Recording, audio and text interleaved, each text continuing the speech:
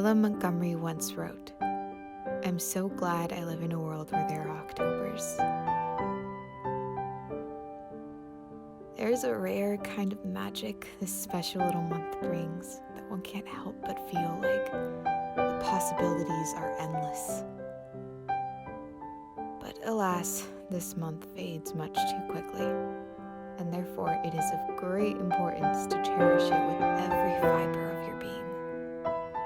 So I decided to spend it living like the cozy Weasley Witch I am at heart.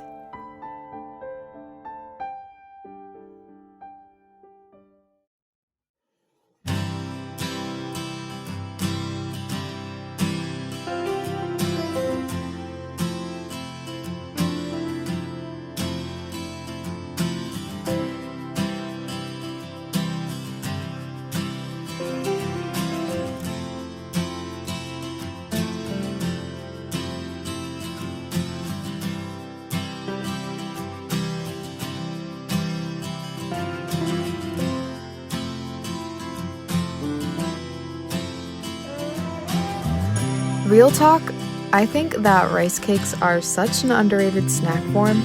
I mean, there's so much you can do with them.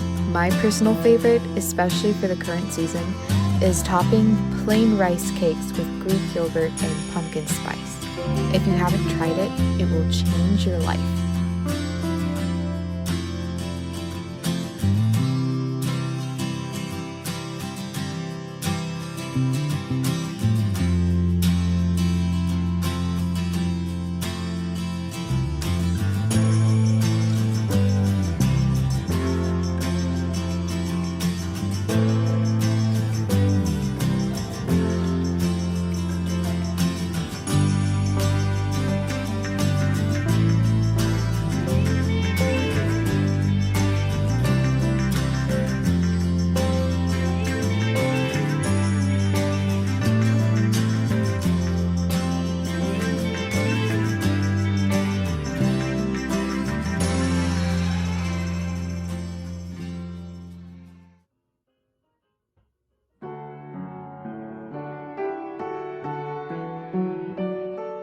And of course, when you're getting near Halloween, it is holiday law that you rewatch It's the Great Pumpkin Charlie Brown at least 3 times. At least. This is such a classic, and I can just sit back and remember every year that my grade school teachers would end the day with this movie. Ugh, so many memories for me come with this one.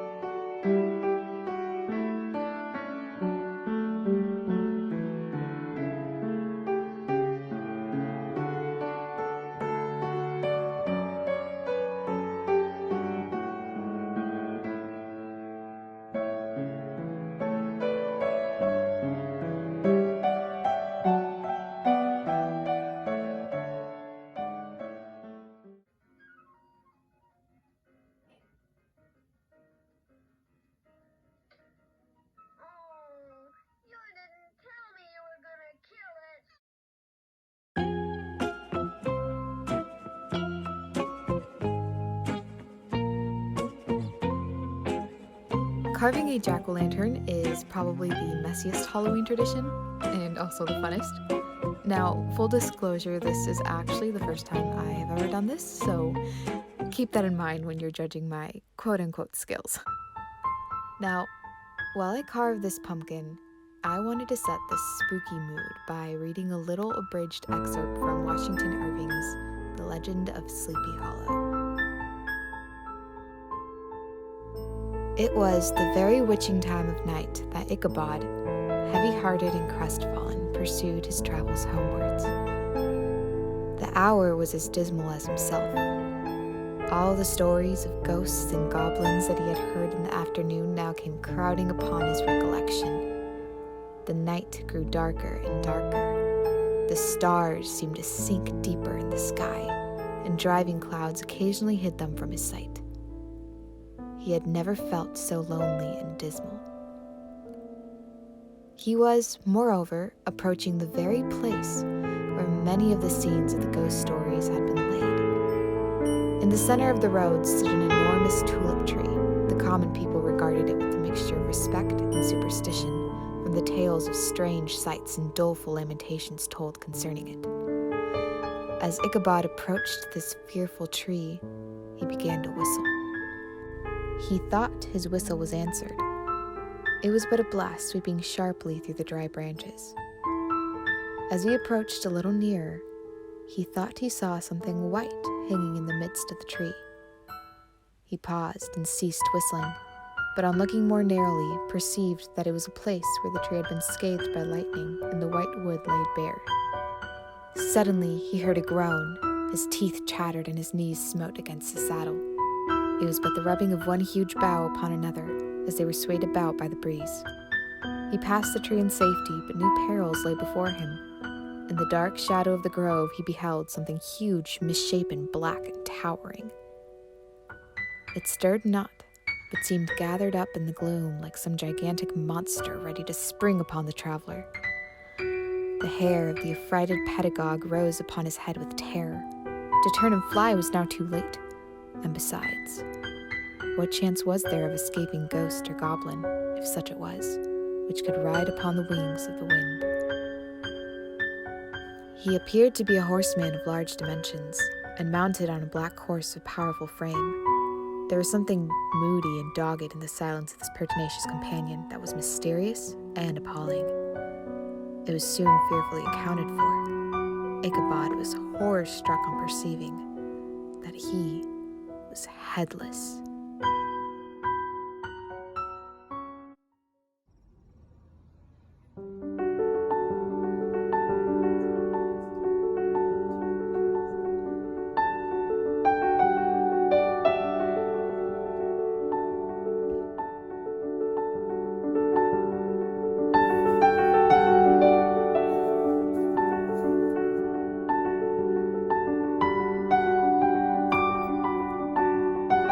If anyone tells me that they don't believe in magic, I will simply respond by taking them to this place. It is by no means anything less than a miracle. I actually wanted to cry when my sister showed it to me, but I held my sanity and just let nature wash over me and immerse me in its wonders.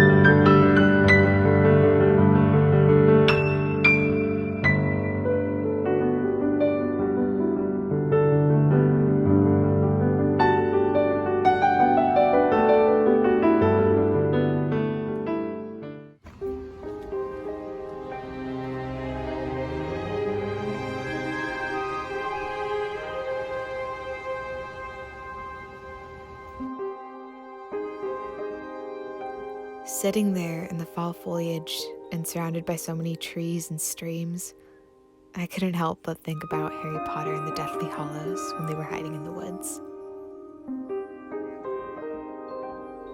I like to imagine that there was actually a spelled veil somewhere in there, disguising some young witches and wizards just trying to escape into the forest for a while. Just like me.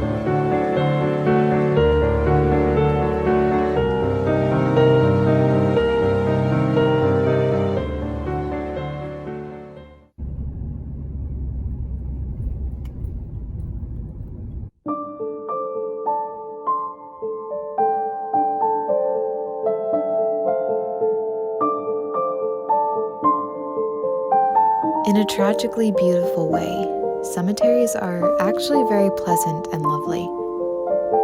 I think all the growing flowers and trees are a great reminder that life is a cycle, and when our story ends, a new one just as amazing will take its course. I don't know, maybe that's a bit bleak, but I find it kind of reassuring and comforting in a weird way. Speaking of stories, I thought I'd share my spooky TBR for the season. So, first is The Case of the Missing Marquis by Nancy Springer. Next is Miss Peregrine's Home for Peculiar Children by Ransom Riggs. Next is Malcolm at Midnight by W.H. Beck and Brian Lies. Next is Uprooted by Naomi Novik. Next is A Secret History of Witches by Louisa Morgan.